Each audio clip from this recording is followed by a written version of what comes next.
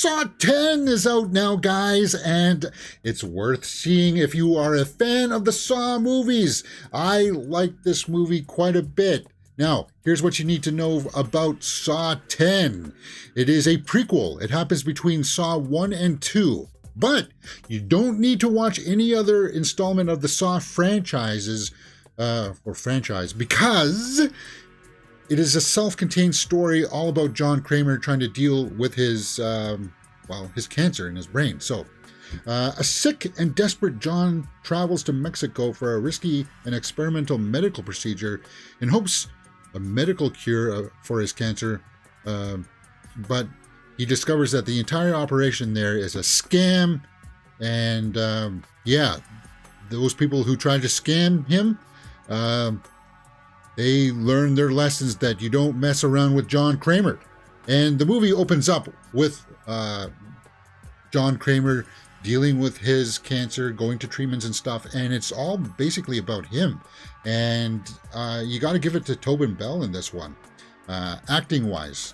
You didn't think that he would be able to come back to do this, and it fits in perfectly. It does. You begin to feel for him almost, like the Jigsaw Killer. Really, you're feeling for him? Like, I know that there's supposed to be like that weird way that he does things, like he teaches people's shortcomings, right? He shows you a lesson of where you erred in putting you in the big traps and stuff. The movie has a lot of gore in it, so if you're worried about it being a little bit different in the way that it unfolds, and it's, well, this isn't like a Saw movie, I want to see people get tortured and that's it. No, the movie actually has a bit of an emotional backbone to it, oddly enough. And I'm saying that about a Saw movie. Wow. Yeah. Shawnee Smith is back in this as Amanda. She's also really good in this. And then this newcomer, Synnøve Macody Lund, who could be like Rebecca Ferguson's cousin or something. When I first saw her, I was like, wait, is that Rebecca Ferguson? No, they got the same kind of profile. You can see that there a little bit, right? Right there you can see a little bit of Rebecca Ferguson. But she's in this as the villain, and she's also really good. And there's a few twists and turns with it that I think will shock some people. And that's cool. That's the mark of a good movie. So if I'm going to start ranking this, I got to talk about the acting first, right? I got to talk about acting, directing, and story out of a possible 3 points each. Cinematography and score are out of 1 point possible. And then watchability is also about 2.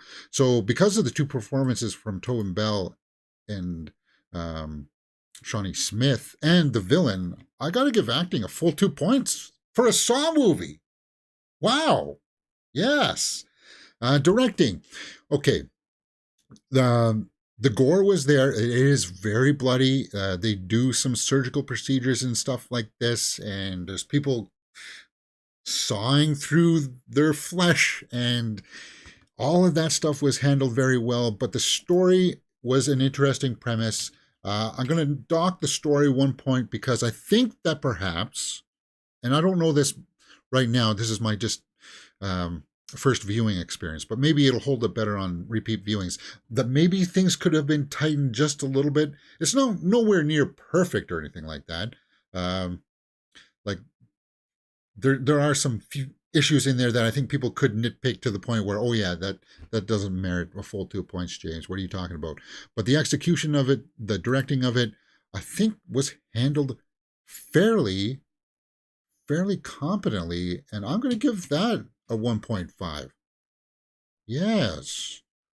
So who was the director? Well, as you can see from the IMDb, the director of this one is Kevin Greutert. I'm sorry if I'm butchering that. I should have looked that up first. He did a really good job in this. He did The Strangers, or he edited The Strangers. Let's take a look at his directing credits here. James, Jackals, Visions, Jezebel, Saw 3D. Okay, so he did work with Saw before, and that'll become pertinent, I guess, later on during a post-credit scene. Yeah, there's one mid-credit scene here. but he's done a lot of other work in other departments, editor, producer, writer. So that's good. So he's familiar with the horror genre, and I think that experience does pay off on the screen. And I like, as I said, I really like that emotional angle to it. Let's go over to the tomato meter and see what people are saying about this. It's been certified fresh as of Friday around 11 a.m. in the morning here. 85%, 61 reviews. So that's good. Yeah, and even like the lower end actors, like that don't have a lot of screen time, when they're in the traps and you see the panic on their face, like there was a couple times where I'm just like in my seat just going, oh God, but they're actually showing that. Yeesh. It's like, wow. Yeah. There's one, oh God. Yeah. Some of the traps and the way that the traps unfold, like, are cool. And there's Shawnee Smith. Yeah, like, well, how does she show up all of a sudden with the pig mask and stuff? Like, well, whatever. Little nuanced things like that about the story. I could see some people nitpick, but it doesn't ruin it. It doesn't mar the rest of the movie. It's just kind of like, those are just token aspects of what a Saw movie is, and you expect those, and they give it to you. So let's look at some of the snapshot reviews. The New York Times says, this is the most well-groomed Saw movie to date. The story mostly makes sense, and Grutter pulls back on the frenetic editing techniques. Yeah, it's not all flashy, zooming in and out and stuff like that. There's wide angle shots of stuff going on. The frenetic editing style that made the older movies look like the blood and guts equivalent of white noise. Yeah, it's not like that. And it was refreshing to see that kind of style come in. RogerEbert.com says, Saw X solves a lot of problems of other films in this franchise by limiting its scope, eliminating some, but not all, of the incoherent plotting, and coming up with a few ingenious traps. Yeah. Oh, Perry. I trust Perry. Perry Nemiroff. She loves genre fare, and I always respect her opinions. A top-tier Saw film. A well-crafted John Kramer-focused story with a heavy emphasis on his mentor-protege connection with Amanda. That, too. There's kind of like a master-apprentice kind of thing there going on. Okay, I said before that if you didn't need to watch the other ones to understand what's going on in this movie, you don't need to. But if you do know the rest of the lore and like understand that Amanda was his apprentice, basically, there's a couple of scenes in there that really pay off knowing some of that backstory, right? Okay, so with heavy emphasis on his mentor-protege connection with Amanda that strikes the ideal balance between standing on its own 2 feet and enhancing franchise mythology. Yeah. Perry, that's good. Let's take a look at people who didn't like it. The Guardian. It might be somewhat better than the lowest lows of the franchise, but there's really nothing here to justify why we're being dragged back to the horrors of the 2000s. We've seen enough. No. So he just wasn't paying attention to what the entire first act, that the entire setup of the movie. Did you go out for popcorn and not come back in until like the last half, where it does get into the traps and stuff? And I like how the traps are not all set up in this location over here and this location over there. They do it very differently. If you saw Jigsaw, the previous one, it's a little bit like that, maybe. In terms of traps, I'm trying to find somebody else who didn't like it. Mark Reviews Movie says, inevitably the movie falls into some of the same unpleasant hole as its predecessors. That's kind of vague. Anybody else of note that didn't like it? Yeah, as you can see, most people did. It starts differently, but it falls apart after an hour. So then you didn't pay attention. You just weren't paying attention. You didn't care. You thought it was something different. Matt Donato is somebody we respect too. The best thing the Saw franchise could do is step away from its tangled present-day continuity. Thankfully, this is what Saw X does. Yeah, you had to reinvent the wheel. You couldn't just come out with another Saw movie with just a different group of people going through the traps, learning their lessons about how they shouldn't have, shoplifted some candy when they were 5 years old. You can't do that again. You got to change it up, and Saw 10 definitely changes it up. So the 85% on the tomato meter is going to be interesting to see if that holds. I'm guessing that it's going to probably level out somewhere in the 70s when everybody else gets their reviews in. I'm just refreshing it there. And it's going to be curious to see what the audience score is. I'm hoping that most people will come out, like me, surprisingly shocked that I want to see more Saw movies just like this. And they can. If they use that prequel kind of formula of weaving in between the normal storyline of how the Saw movies unfolded. And I think they will, because there is that post-credit scene, guys. Now, it's not right at the end of the credits. It's mid-credits. You don't need to wait till the final black screen. There's just that mid-credit scene. So you see that one, and then you'll be done. But yeah, visually, it's good. It's well shot. It does have some twists and turns in there that would be like, oh, I wasn't expecting. Like, I get the gist of the story, but there's a few elements that'll be like, oh, okay, so that's how they're doing it. I like that. I like that a lot. And yeah, some of the traps is he trying to create a Cenobite here? What's going on with how gruesome some of it gets? And yeah, you end up Tobin Bell. Fantastic work, man. Fantastic. So let me round out the rest of my ranking here. And do I agree with the 85%? It's gotta be close, man. It's gonna be close. Cinematography, serviceable, and actually, I think I will give cinematography the full point. Yeah, I'll give the cinematography a full point. And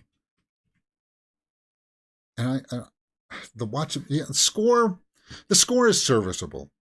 They do weave in the classic Saw music that you will want to hear, and it's put in perfectly.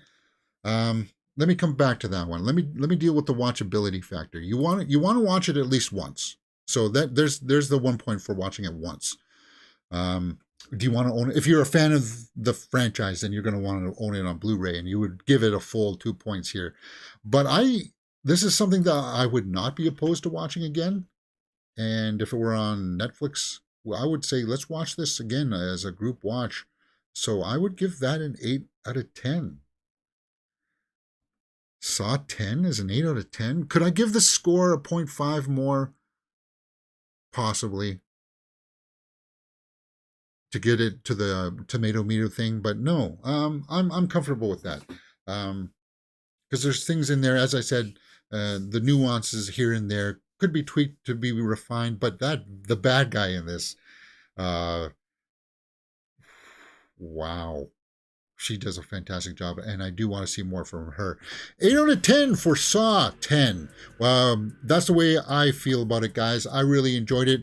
I recommend that you go out and see it. What else is opening up this weekend? Well, The Creator is opening up. I'm seeing that later this afternoon, so my review will be up on the channel. If you're watching this video now, I'll leave a link to the Creator review up in the cards. If you like this kind of stuff, guys, come join us. We do movie news live on YouTube at least 2 or 3 times a week around 10:30 a.m. There are all my other social media handles. You get to see stories on TikTok and Instagram of me like going into the movie theater and stuff like that. Some behind the scenes stuff. But if you like these reviews, we do full movie watch-alongs. We watch series like Survivor. We watch trailer reactions. Movies like The Black Hole. No One Will Save You, an alien invasion movie. We're watching Ahsoka right now. Suspect X is on Netflix. We watched that. My review for It Lives Inside is up on the channel right now. Go check that one out. And of course, as I said, we do movie news here. So if movies are your bag and you like horror stuff, I don't shy away from most genres. Paw Patrol, maybe. Kids movie, maybe. But there's even room for that when we do Grumpy Man Reacts. All right, guys, Saw 10. It's a recommendation in my books. It was a thumbs up. Let me know what you thought about it in the comments below. 8 out of 10 is my score. I'll see you next time. You're watching Mirror Domains.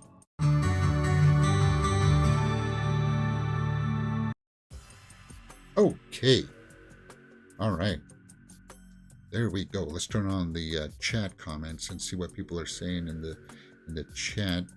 Well, whoop, not the Twitch chat, James. The YouTube chat. Arglass Viking says, fair review for a Saw movie. Cool, it exceeds expectations. Yeah. Yeah, I noticed it when I was starting to go like,